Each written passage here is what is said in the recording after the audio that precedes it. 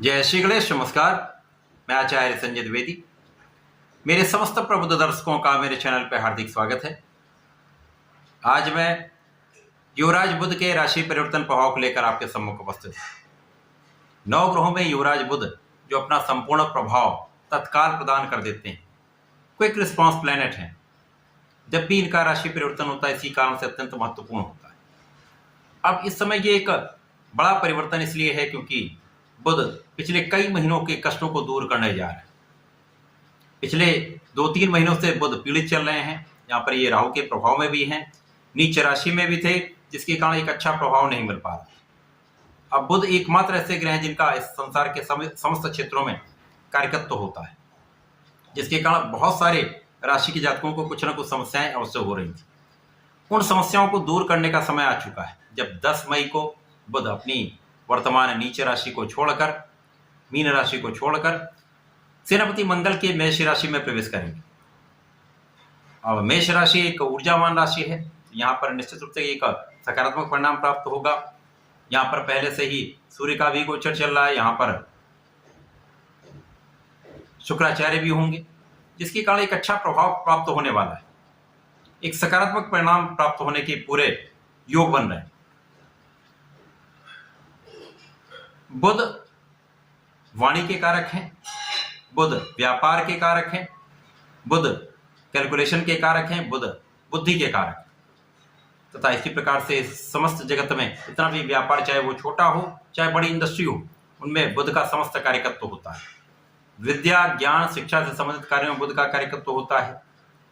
Calculation से संबंधित जितने भी कार्य, उसमें बुध का कार्यकत्व होता है। इसी प्रकार से कला जगत का कार्य है, गायन, वादन, नृत्य, इसी प्रकार से लेखन का कार्य, समस्त क्षेत्रों में बुध का संपूर्ण कार्यकत्व होता है। अब बुध जब एक सकारात्मक प्रभाव देने जाएंगे तो निश्चित रूप से समस्त राशि के जातकों को कुछ लाभ अवश्य मिलने वाला है। पिछले कष्ट दूर हो सकते हैं, परंतु ये अलग अलग राशि के लिए अलग अलग भाव में बनेगा, अलग अलग स्थानों पर बनेगा, उसके अनुसार ही परिणाम की प्राप्ति हो। आज मैं वृषभ राशि के लिए, जो कि शुक्राचार्य की राशि है, बुध के इस राशि परिवर्तन का किस प्रकार का प्रभाव मिलने वाला है, किस प्रकार का लाभ बुध देने जा रहे हैं, कितना आप लाभ ले पाएंगे, कहां पर समस्या आ सकती है, उससे आप कैसे बचाव कर सकते हैं, संपूर्ण विश्लेषण मैं पूर्ण तरीके के साथ करने जा रहा हूं। प्रिय दर्शकों, ये राशिफल आपके चंद्र राशि पर आधारित है, अर्थात आपकी जन्म कुंडली में यदि 2 नंबर में चंद्रमा है तो आपकी वृषभ राशि। बुध का जब परिवर्तन मेष राशि में होगा, उस समय वहां पर पहले से ही सूर्यदेव का गोचर चल रहा है, जो कि मेष राशि में अपनी उच्च राशि में होंगे, तथा यहाँ पर शुक्राचार्य भी गोचर कर रहे हैं। और वृषभ राशि के स्वामी शुक्राचार्य हैं, इसलिए ये अत्यंत महत्वपूर्ण है, उनके बारे में आपको ज्ञात होना चाहिए। तो जब बुध का परिवर्तन होगा तो वहां पर लग्नेश भी होंगे, वहां सूर्यदेव भी होंगे, तो एक त्रिग्रही योग का निर्माण हो रहा है। वृषभ राशि के लिए यह परिवर्तन 12वें भाव में हुआ है, क्योंकि 12वां भाव एक क्षय का भाव है, डिप्रिसिएशन का भाव है, एक्सपेंसेस का भाव है। तो निश्चित रूप से यहाँ पर जिस कार्यकत्व का जो ग्रह होता है, उसके कार्यकत्व में निर्बलता आ जाती है, क्योंकि उसके कार्यकत्व का यहाँ पर क्षय हो जाता है, डिप्रिशिएट हो जाता है। परंतु यहाँ पर सूर्यदेव को किसी प्रकार का कोई त्रिक दोष नहीं लगता है। इसी प्रकार से शुक्राचार्य को द्वादश का कार्यकत्व प्राप्त है, तो शुक्राचार्य में किसी प्रकार की कोई कमी नहीं, तो लग्न बलवान है। यहाँ पर बुध का जब परिवर्तन होगा तो बुध और शुक्र का एक महालाभ का योग बनेगा, परंतु बुध यहाँ पर लाभ के स्वामी तथा आपके ज्ञान के भाव अर्थात पंचम भाव के स्वामी है।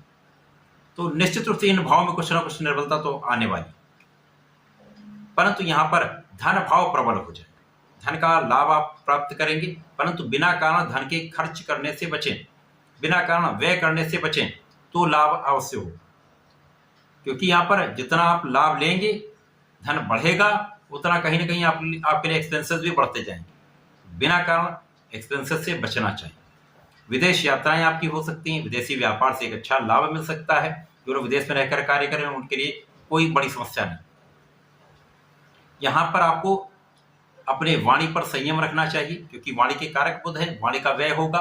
बिना कारण वाणी का उपयोग करने से अपयश का कारण बन सकते हैं आप। इसी प्रकार से जब तक सूर्य और शुक्र के साथ में इनका गोचर चलेगा, सूर्य के प्रबल स्थिति के कारण यहाँ पर शत्रुओं का संपूर्ण विनाश है, शत्रुओं पर विजय प्राप्त होगी, रोगों से भी आप बचते रहेंगे। परंतु सूर्य के परिवर्तन के पश्चात शुक्र और बुध का जब यहाँ पर गोचर होगा तो बुध यहाँ पर किसी न किसी समस्या में डाल सकते हैं, क्योंकि वाणी के कारण विवाद हो सकता है, तो कानूनी समस्याएं हो सकती हैं।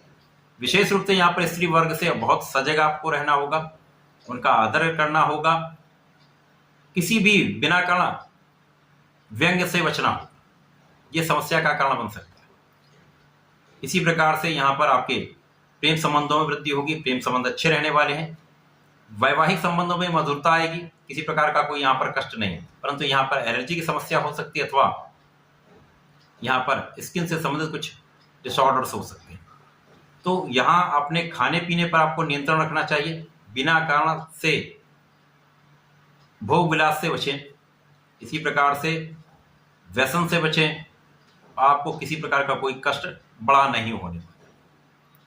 अब चूंकि यहाँ पर ज्ञान के भी स्वामी है, तो यहाँ पर विद्या पर, ज्ञान पर जो विद्यार्थी गण उनको ध्यान देना होगा, पूर्ण आत्मबल के साथ आपको लगे रहना होगा, कॉन्फिडेंस अच्छा रखेंगे, सूर्यदेव को नित्य जल देंगे तो आपका कॉन्फिडेंस कहीं पर कमजोर नहीं होगा, जिसके कारण आप अपने पढ़ाई में ध्यान लगा पाएंगे। मन विचलित होने की आशंका होती, जिसके कारण आपकी पढ़ाई डिस्टर्ब हो जाती है। प्रेम संबंधों के लिए समय कहीं ना कहीं एक भटकाव कराने वाला है। संतान पक्ष बलवान रहेगा, संतान से कहीं किसी प्रकार का कोई बड़ी समस्या नहीं। यहाँ पर पढ़ाई में कम मन लगने के कारण रिजल्ट आपके एक्सपेक्टेड नहीं आ सकते, ऐसी संभावना हो सकती है, तो यहाँ बहुत ध्यान देना होगा। इसी प्रकार से परिवार के भाव में, पारिवारिक संबंध में कुछ वाणी के कारण विवाद हो सकता है, यहाँ पर आपको बहुत संयम रखना होगा, परंतु पारिवारिक संपत्ति से आपको लाभ भी मिलेगा, परिवार का पूर्ण सहयोग भी मिलेगा। वृषभ राशि के लिए बुध का ये परिवर्तन आपके 12वें भाव में होकर कुछ विशेष लाभ देने वाला है, परंतु कुछ सावधानी भी आपको रखनी होगी। यदि आप सावधानी रखकर यहाँ पर चलते हैं तो किसी भी बड़ी समस्या से आप बच लेंगे। यदि आप समस्याओं से बचेंगे तो निश्चित रूप से इस समय में आप उपयोग करने वाले उसका लाभ लेने वाले हैं। इस समय में आपको नियमित रूप से भगवान सूर्यदेव को जल देना चाहिए, प्रत्येक शुक्रवार को भगवान भोलेनाथ पर जलार्चन करना चाहिए। इस समय में आप यदि भगवान पर पीला चंदन अर्पण करते हैं तथा पीला पुष्प अर्पण करते हैं, साथ ही बेलपत्र अर्पण करते हैं, थोड़ी सी दूर्वा अर्पण करते हैं, तो आपके कष्ट कम हो जाएंगे। इसी प्रकार से संकनासन गणेश स्तोत्रम का यदि पाठ कर लेते हैं तो कष्ट भी दूर होंगे, आप संकटों से भी बच जाएंगे। तो ऐसा करके समय का उपयोग करें, लाभ लें। धन्यवाद, नमस्कार।